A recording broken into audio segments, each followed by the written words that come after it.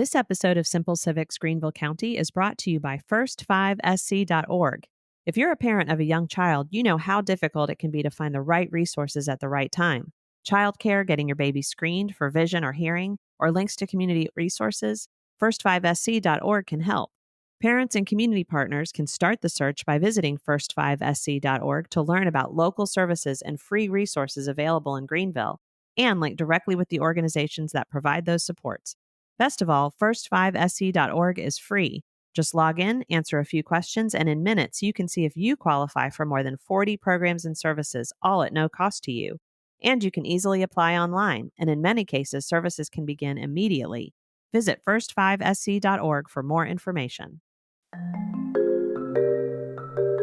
It's almost the start of a new school year, and as much as we hope and pray that it is smooth sailing for every one of Greenville County Schools' 78,000 students, we know that with that many pupils, parents, teachers, faculty, and staff, there will be times when parents have a concern. Greenville County Schools has 2 ombudsmen who are responsible for helping parents resolve issues. They work closely with parents, listening to their concerns and directing them to the most appropriate staff member or department to resolve any issues resolving their child's education. I'm Katie Smith with Greater Good Greenville, and on this episode of Simple Civics Greenville County, you'll hear from Kate Malone and Jason Warren, who are both former principals and who now serve as the district's ombudsman. They'll discuss the process of addressing issues and the importance of building relationships with teachers and being proactive. They are interviewed by Catherine Schumacher, CEO of Public Education Partners. Well, I'm really happy to be here today with colleagues and friends, Kate Malone and Jason Warren from Greenville County Schools, the 2 ombudsmen for the district. Appreciate y'all being here today to tell us a little bit about what you do. Thank you for having us. Absolutely. Thank you. Well, let's start, with the most important question. And I'm going to start with Kate, since she is the senior person at the table today. Kate, can you tell a little bit about what is an ombudsperson, and, what is the purpose of having 2 of them at the district and the scope of the job? Absolutely. So our titles are actually assistant to the superintendent and district ombudsman. So as the superintendent's designee, we respond to inquiries, we investigate concerns, and provide the coordination of district resources and services for the purpose of resolving conflicts, facilitating conversations and communications among stakeholders, and providing information and direction. We assist families, we assist students and community members in handling any issues, resolving complaints, concerns, and grievances. And we do that for a district of about 78,000 students. Both of you are former principals, which I think is a really interesting starting point for having these kinds of conversations. So, what is the sort of journey to this? And Jason, you're newer in this seat, so why don't we'll start with you. Sure. So for me, I was an assistant principal and then became a middle school principal. And then I've been a high school principal now for 10 years. I think it's probably a common role just because we see so many things when you're the principal. You're working not just with students, not just with your staff, but you're also working with your community at large, even beyond your parents. And so when you have that many different stakeholders, there's going to be opportunities to resolve conflicts, to mediate issues, to gather resources, to help. And that tends to flow right into a position like this, where that's a lot of what we're doing. We're taking concerns and we're working across lines in the district and trying to help people solve problems. So you tend to be used to that as a principal. That's a big part of your job. Yeah. And Kate, did you have a similar road? Absolutely. So I was a teacher in a middle school, then I became an instructional coach. So I've got a pretty good in-depth knowledge of instruction and curriculum, but then I was a middle school administrator and then a middle school principal for about a decade in the district before I moved to this position.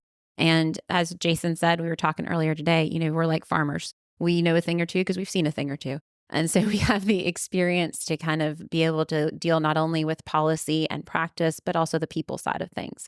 And that is really a unique experience that most people who have not led an organization as big as a school would not be able to step into this role and have the knowledge of both the curriculum and policy and practice, and then also the people skills to navigate the difficult conversations. Right. I think that's a really, the sort of the people skills part of it, because principals are so uniquely situated in between so many different groups of people. From your experience as principals, talk a little bit about what those particular skill sets are that you've been able to bring to this role. I think for me, lots of times as principals, we tend to meet stakeholder when a situation that hasn't gone well at the school level in some kind of interaction, whether that's with a teacher or perhaps with a bus. It could be, a host of reasons. And then so when they are coming to you, they're dissatisfied, they're unsure of how to proceed, they're hoping for some resolution to a matter. And as a principal, hearing those concerns, de-escalating the situation, getting all the parties who need to be at the table to come up with the best solution for a child or for the circumstance is a skill that you tend to develop over time, and you're kind of uniquely positioned in a building to do that. What we do now, that translates directly because it's usually where they're unsure of where in a building they can come with a solution, or maybe one that's actually not directly related to a building. And so they're very unsure with a big district like ours. Where do I navigate to get some relief or some help with this? And so you sort of develop those skills to hear not just what they're saying, but trying to understand what do they need to actually help with that problem. And it may end up going in a direction completely different than what they expect, but you're actually able to help them because you have an understanding of the different parts of the puzzle and who needs to be at the table to come to the right resolution. Yeah, it's like systems navigation. Yeah, absolutely. Kate, what surprised you? I mean, I think you've been in this role for 2. Yeah, this is my second year now. And I would say a couple of things, but the most important, I think, is the knowledge of humanity and maybe psychology and social emotional skills that you need to have. And the amount of time I just spend helping adults navigate their own emotional needs. Because as Jason mentioned, often people call or bring something to us and they have one resolution in mind, but it really often stems from a need that's not being met. They're embarrassed or they're hurt or they feel let down or they're angry. But a lot of times even anger is really about something else. I'm scared my kid's going to get hurt, or I'm scared this is going to go on their record for their life, or a lot of times it starts in fear. And so what I've learned is sometimes if you can figure out what is it that we're really upset about or what is it that we're really afraid of and kind of talk through the reality of that, and whether it is a rational fear or something that's probably not going to turn out that way. And that often helps people come down to, okay, what is it that we need to do to move forward? So to me, I think the surprising part was I knew we were going to have to find a path forward. There's a lot of time spent helping people realize why they feel the way they feel so that they can communicate better about what the real issue is. And then we can find a real solution to their problem and action steps that not only make them feel better, but actually make a difference in a future interaction. And that's a big part of what we do. And I think, Jason was talking earlier about skills that we have.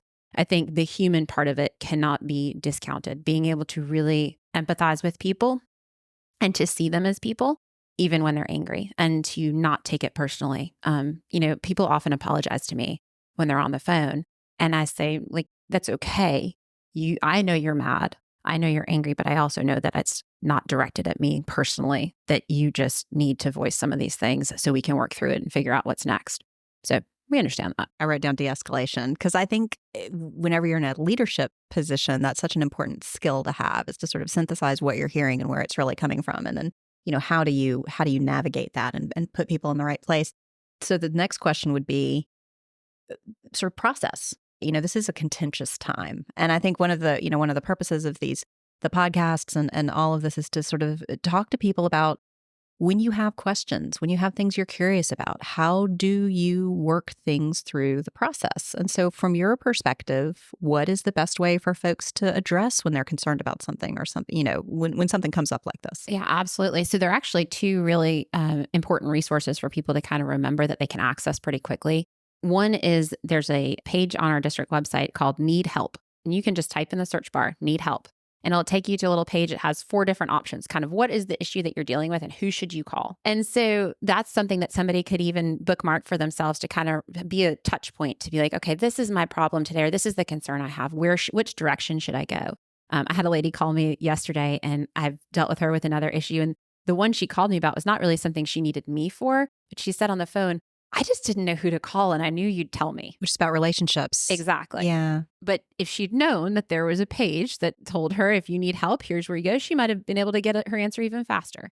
So that's a good resource for folks if they're kind of struggling to pinpoint what's the next step. But then also everybody who's in the Greenville County school system gets one of these connected parent newsletters every summer. It gets mailed to your It house. should be coming soon. Yes. In a mailbox. Yeah. In a mailbox coming is soon. Coming to a soon. mailbox Near to you. Yeah. So that actually contains a little blurb about how to address your concern and issue. And everybody loves a good infographic. There's an infographic in there, and it talks about first going to the person that either made the decision or had the action or the incident that caused the issue or concern to begin with.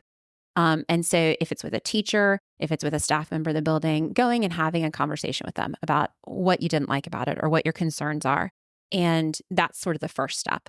From there, if you're unable to resolve your concern or conflict with that person, going to an administrator in the building and certainly to the principal in the building before going outside the building. Oftentimes, people come to the ombudsman's office and we wind up sending them back to the building to talk to the principal, because the principal in almost all of our district policies is responsible for the decisions inside the building and is the direct supervisor for the staff that's located in that building. And so they are often the correct person to take the most direct action and who has the most information about the situation firsthand to be able to intervene. So it's really that starting with the person that you have the issue with and having a good conversation about what the issue might be and how you might be able to reach a resolution. If you're not able to reach a resolution there, moving on to that administrator and school principal. And then, of course, if you're still unable to reach a resolution, contacting the ombudsman's office. And that's what we would work with. So how do you all decide who takes what issue? I'd like, Jason, where do you, again, new kid on the block, like you've just started in I just give them all the hard stuff. Nice. That's a great solution. But I'm curious, because obviously you're two different people with different experiences and different skill sets. And so how do you work as a team to think through that? Or have you not figured all of that out yet? So we're divided up with primary contacts for the county. We kind of split the county in half. I see. So you have schools that are kind of your schools. Mm-hmm. And then we work really with a broad team at the district office, Kate and I being working very closely together because we can provide sounding boards, or sometimes there's research involved when a parent is trying to navigate a situation. It might be complicated for us as well. Where's the best way to send them or direct them? Which policies are in play? And so it's nice to have each other to work on those things. But then we also work with our district office and the different departments at large, because sometimes it may be an academic concern, a curriculum concern. And that's one of our duties is it may be something that we're going to research with academics, where that policy falls, where that practice comes from.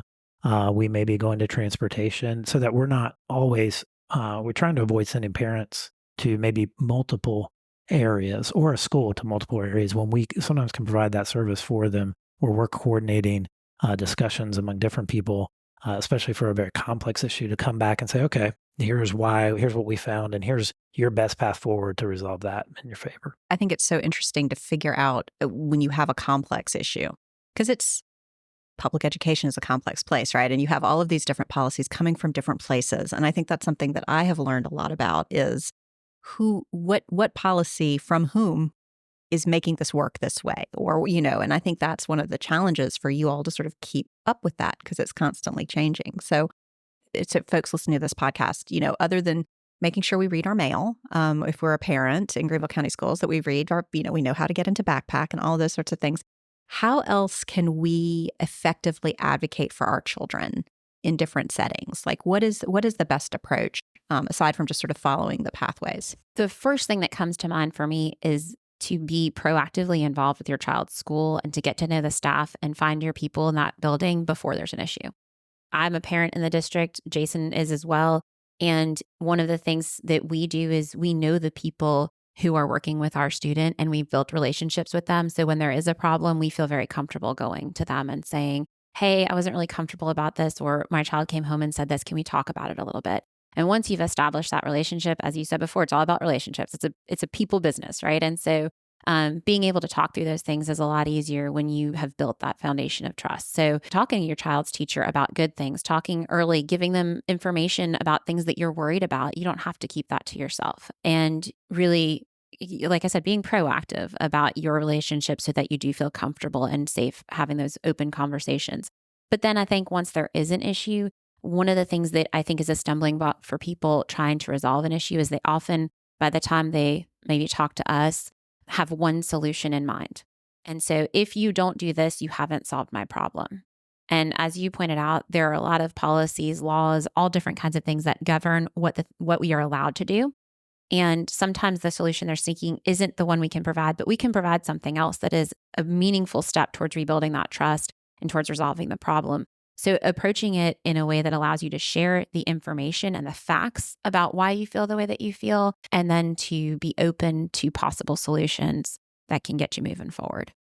I think that's really helpful. It's the largest district in the state, thousands and thousands of students and teachers and families and all of the things. So I think we're very lucky to have invested resources in folks like you to just support that communication and understanding and being thoughtful and all of that. So I appreciate you all being available. I appreciate y'all joining us today for this conversation. Anything else you want to add? Well, to your point just now, it made me think, I think that the value and the importance to our district and to our superintendent in ensuring that stakeholders are heard and that the size of our district doesn't affect their ability to feel that they can reach someone to help them with their concerns. And one of the chief priorities in our budget concerns over the years has always been keeping our administrative costs very low. And the fact that we have been able to continue to do that, but also provide meaningful service to people, I think is really important and demonstrates not only the commitment to our stakeholders in terms of their service, but also to, being good stewards of the resources that we're given. Absolutely. And transparency about it too, and having places where you can go to have those conversations. Absolutely. So, well, thank you. Thank you, both of you, for joining us today and for this conversation. And I hope you have a fantastic school year. The beginning of school is just right around the corner. Right around the corner. Simple Civics Greenville County is a project of Greater Good Greenville. Greater Good Greenville was catalyzed by the merger of the Nonprofit Alliance and the Greenville Partnership for Philanthropy. You can learn more on our website at greatergoodgreenville.org.